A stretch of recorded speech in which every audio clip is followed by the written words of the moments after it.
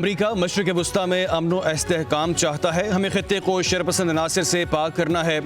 मशरिक़ वुस्ता में कशीदगी फैलाने वालों से निमटना होगा। अमरीकी सदर डोनाल्ड ट्रंप का खलीज ताउन काउंसिल के इजलास में इज़हार ख्याल कहते हैं अमरीकी हुकूमत का मकसद दुनिया में क़याम अमन है।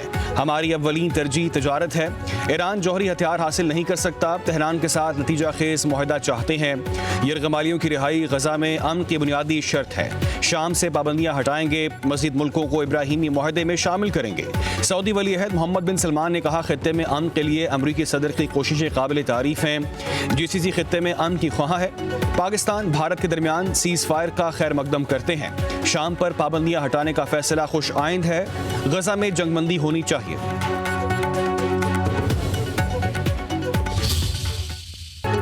अमेरिकी सदर डोनाल्ड ट्रंप का पाकिस्तान भारत को झगड़ा छोड़ने तिजारत करने का मशवरा। कहते हैं उम्मीद है पाकिस्तान और भारत सीज फायर बरकरार रखेंगे। अमेरिका ने पाक भारत कशीदगी खत्म कराने में अहम किरदार अदा किया। रियाद में अमेरिकन सऊदी सरमायाकारी से फोरम से खिताब करते हुए बोले पाकिस्तान और भारत के ताल्लुकात में बेहतरी आ रही है। मुमकिन है कि अमेरिका पाकिस्तान और भारत के रहनुमाओं को इशाया पर इकट्ठा कर ले। दुनिया भर में अमन का ख्वाह हूँ। पाक भारत कशीदगी में लाखों लोग मर सकते थे। पाकिस्तान की मदद से दाइश का आलमी दहशतगर्द गिरफ्तार किया।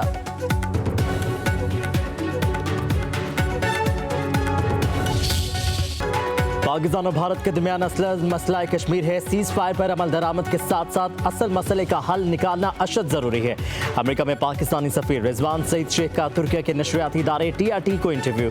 बोले जनूबी एशिया जैसे हसास खत्ते में न्यू नॉर्मल की बातें गैर हकीकत पसंदाना है। दुनिया के पास मसला कश्मीर हल कराने का नादिर मौका है। अमेरिका खत्ते में कशीदगी में कमी के लिए हमेशा मुतहरिक रहा। सऊदी अरब, तुर्की और दीगर दोस्त मुल्कों की काविशों के भी शुक्रगुजार है। हम अमन पसंद कौम है। सबका मुफाद अमन में ही है। पाकिस्तान किसी भी जारहियत का जवाब देने के लिए पुरअज़्म है।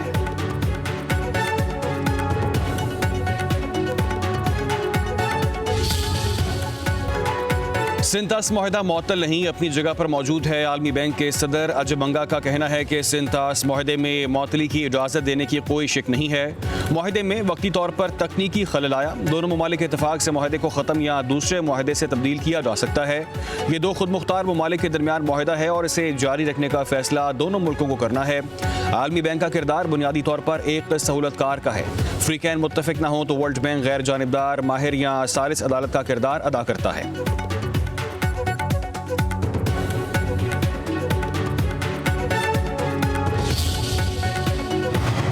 पाकिस्तान में भारतीय हाई कमीशन का रुकन नापसंदीदा करार। 24 घंटों में मुल्क छोड़ने का हुक्म। दफ्तर खारजा के मुताबिक मज़कूरा सिफारतकार कवानीन के खिलाफ सरगर्मियों में मुलव्विस पाया गया। उधर भारत ने जवाबी कार्रवाई करते हुए पाकिस्तान के सिफारती एहलकार को नापसंदीदा करार दे दिया। 24 घंटों में भारत छोड़ने का हुक्म दिया गया।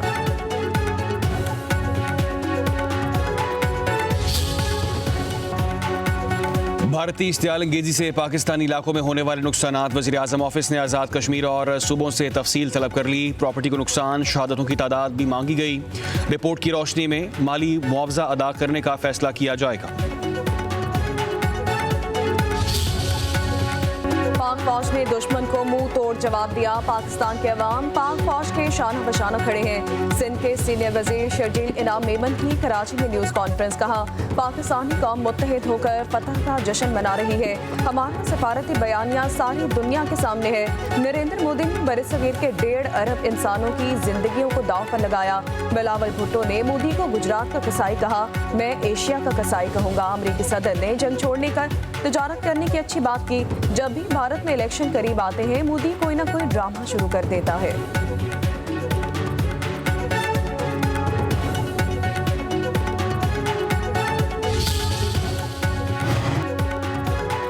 मुल्क की मैशत के लिए अच्छी खबर। स्टेट बैंक को IMF की तरफ से दूसरी किस्त मिल गई। मरकजी बैंक का कहना है आलमी मालियाती इदारे की तरफ से 1 अरब 2 करोड़ 30 लाख डॉलर मौसूल हुए हैं। IMF के एग्जीक्यूटिव बोर्ड ने 9 मई को रकम जारी करने की मंजूरी दी थी।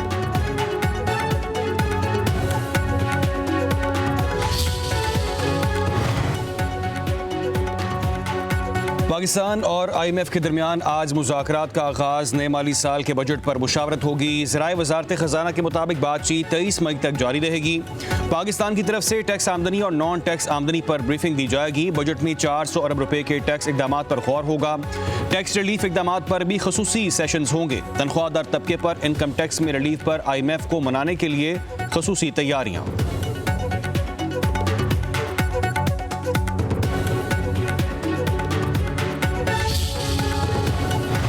बिजली सब्सिडी की नई पॉलिसी तैयार। IMF और वर्ल्ड बैंक को नया रोड मैप पेश कर दिया गया। ज़राए पावर डिवीजन के मुताबिक सिर्फ बेनज़ीर इनकम सपोर्ट प्रोग्राम के मुस्तहिकीन को ही सब्सिडी दी जाएगी। मराक याफ्ता तबका बिजली की सब्सिडी से फ़ायदा नहीं उठा सकेगा। माली साल 2027 से यकसा टैरिफ के लिए सब्सिडी का खात्मा होगा। बिजली सब्सिडी का नया मंसूबा जून के बस तक मंजूरी के लिए वज़ीर आज़म और काबीना को पेश किया जाएगा।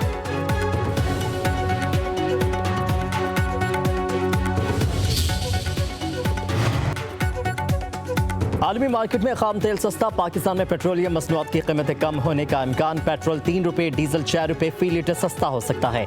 कीमतों में कमी का फैसला वज़ीर आज़म शहबाज शरीफ करेंगे। वज़ारत ख़ज़ाना नोटिफिकेशन जारी करेगी। ज़राए के मुताबिक पेट्रोलियम मसनूआत की कीमतों में कमी का इन्हिसार टैक्स की शरह पर है। टैक्स की मौजूदा शरह तब्दील हुई तो कमी मुमकिन नहीं है।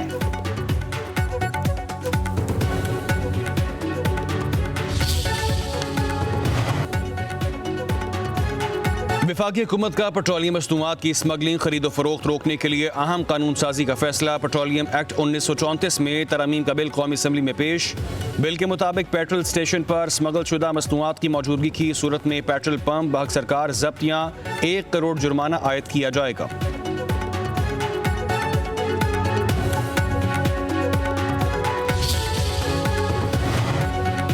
मालियाती जरीदे बैरन ने इक़्तिसादी मैदान में पाकिस्तान की कारकर्दगी को माशी करिश्मा करार दे दिया। रिपोर्ट में कहा गया, पाकिस्तान की जानिब तवज्जो ना दी गई तो शायद सरमायाकार बहुत पछताएंगे। सालाना 40% महंगाई अब तकरीबन 0 हो चुकी है। पाकिस्तान स्टॉक मार्केट में इंडेक्स 3 गुना हो चुका। माशी माहिर खालिद सलामी ने कहा, भारत से तनाज़ा पाकिस्तान की माशी बहाली मुतासर नहीं करेगा। मुल्क की अपनी कमजोर बुनियादें माशी बहाली की राह में रुकावट बन सकती हैं।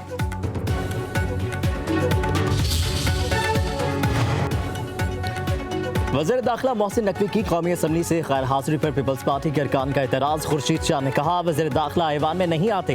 अब्दुल कादिर पटेल बोले, इस हाउस का हर मेंबर चीख चीख कर कहता है वज़ीर दाखिला को देखना है, वो सिर्फ स्पीकर डाइस के सामने अपनी शक्ल दिखा दे।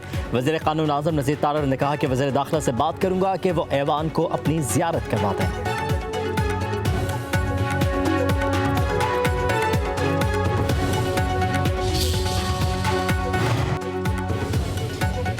बानी से मुलाकात के हवाले से अडयाला जेल हुकाम की रिपोर्ट मुस्तरद। स्पेशल जज का बानी को बेटों से टेलीफोन पर बात कराने का हुक्म। जाती मौलिद से चेकअप का भी हुक्म दे दिया। अदालत की जेल हुकाम को 10 जनवरी, 28 जनवरी, 3 फरवरी को अहकामात पर अमल दरामद करने की हिदायत। अडयाला जेल हुकाम की फैसले पर नजरसानी की दरख्वास्त मुस्तरद। अडयाला जेल हुकाम की तरफ से रिपोर्ट में कहा गया, जेल कवानीन में कैदी की बैरून मुल्क बच्चों से गुफ्तगू कराने, जाती मौलिद से चेकअप का कोई जिक्र नहीं है। अदालत अपने फैसले पर नजरसानी करे।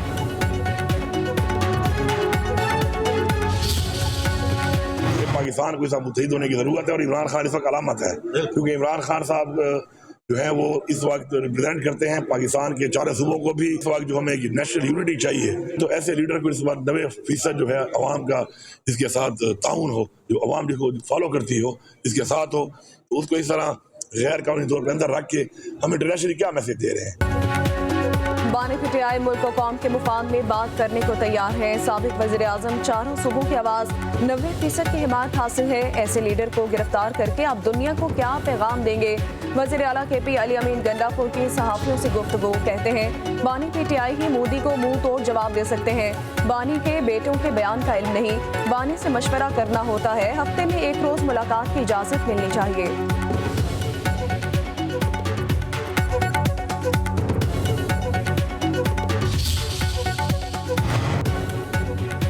सुप्रीम कोर्ट में इस्लामाबाद हाई कोर्ट के जजेस की सीनियरिटी और तबादला केस की सवाल जजों के वकील मुनीर ए मलिक ने दलाल दिए। जजेस ट्रांसफर करने की हुकूमत की वजह मज़ाक़ खेज़ है। कानून में तबादलों का नहीं बल्कि सूबों से तैनाती का जिक्र है। असल मसला जस्टिस आमिर फारूक की सुप्रीम कोर्ट तैनाती के बाद नए चीफ जस्टिस की तकर्री का था। जस्टिस शाहिद बिलाल ने रिमार्क्स दिए कि जजों ने मुदाखलत का इल्ज़ाम लगाया। मेरे बतौर 13 साल के करियर में कभी ऐसा वाक़या पेश नहीं आया, मुझसे तो किसी ने राबता नहीं किया।